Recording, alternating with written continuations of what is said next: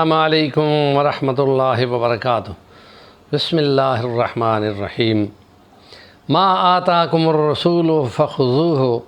وما نہاکم عنہ فانتہوا۔ وقال اللہ تعالی لقد کان لکم فی رسول اللہ اسوۃ حسنہ۔ وقال اللہ تعالی اذا نودی للصلاۃ من یوم الجمعۃ فاسعوا الی ذکر اللہ۔ صدق اللہ العظیم۔ رب زدنی علما۔ سیرت نبوی صلی اللہ علیہ وسلم معیار ہے، نمونہ ہے، مثال ہے اور سٹینڈرڈ ہے عبادت کا جو خدا کے ہاں قبول ہوگی، اور اس میں نماز کے لیے نبی پاک نے فرمایا صلو کما رأیتمونی اصلی، اور پھر مسجد کی تعمیر کی گئی، مسجد نبوی کی، اور اقامت صلاۃ کا محکمہ قائم ہوا، اور نبی پاک صلی اللہ علیہ وسلم نے آذان دلوائی حضرت بلال حبشی سے۔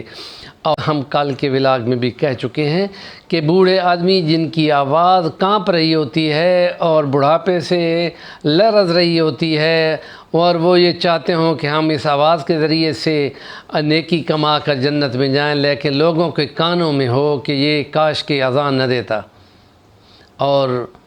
سب سے اچھی آواز میں جو اذان ہے اس کے لیے پوری دنیا سے حرم پاک کے مؤذن مقرر کیے جاتے ہیں، تو اس لیے نبی پاک صلی اللہ علیہ وسلم نے پیاری آواز میں اذان دلوائی ہے تاکہ دل بھی خوش ہوں اور ایمان بھی تازہ ہو۔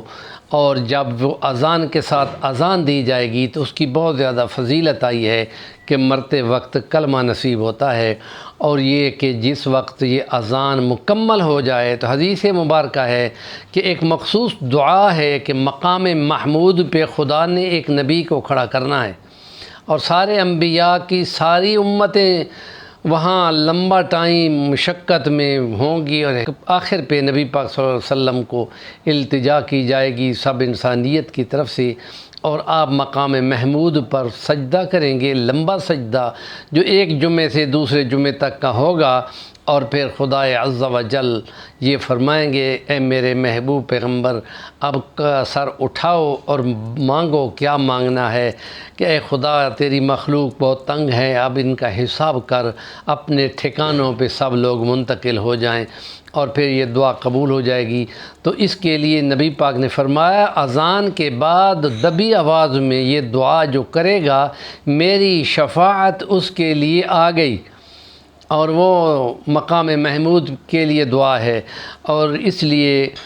پہلے یہ ذہن میں رکھنا چاہیے کہ شفاعت اللہ کے اذن سے ہوگی۔ قل ان شفاعت کلہ للہ، اور من ذا الذی یشفع عندہ الا باذنہ، یہ مشرکین مکہ ہی تھے کہ ان شفاعتہن لترتجی، یہ مشرکانہ نظام تھا اور یہ خدا کے یہاں قبول نہیں ہوتا۔ تو وہ دعا کیا ہے اس کو سن لیں اور پھر یاد کر لیں، جو ہی اذان ختم ہو تو پھر یہ دعائیں پڑھیں، وہ یہ اللہم رب هذه الدعوة التامة والصلاة القائمة آت محمدا الوسيلة والفضيلة والدرجة الرفيعة وابعثه مقاما محمودا الذي وعدته انك لا تخلف الميعاد۔ سب حدیث کی کتابوں میں یہ لکھا ہوا ہے، اور اس میں کچھ الفاظ زائد ہیں، وہ مصنوع نہیں ہیں، وہ میں نے پڑھے بھی نہیں ہیں، تو اس لیے اس کو یاد کریں، اور جو ہی موقع ملے تو اذانوں کے ساتھ۔ اور بہت اچھا ہے کہ مختلف مسجدوں کی مختلف اذانیں، بے نظیر بھٹو نے کہا تھا اذان بج رہی ہے، تو اذان کی آوازیں آ رہی ہیں، تو جس وقت یوں ہی اذان ختم ہو، سارے ہی مسلمانوں فرقوں کی مسجد نماز اذان ایک جیسی ہیں، تو پھر وہاں بھی آپ اللہم رب هذه الدعوة التامة پڑھتے رہیں، تو یہ دعا مسلم ہوتی جائے گی اور بہت ہی اچھا ہو جائے گا۔ اور یہ کہا تھا کہ حی علی الصلاۃ اور حی علی الفلاح کے جواب میں بولو لا حول ولا قوة الا باللہ العلی العظیم۔ ہمارے چینل کا نام ہے صفی الوانی، ضرور سبسکرائب کریں اور کام کی بات کا کمنٹ دیا کریں، نیکی کی بات کو آگے فارورڈ کریں۔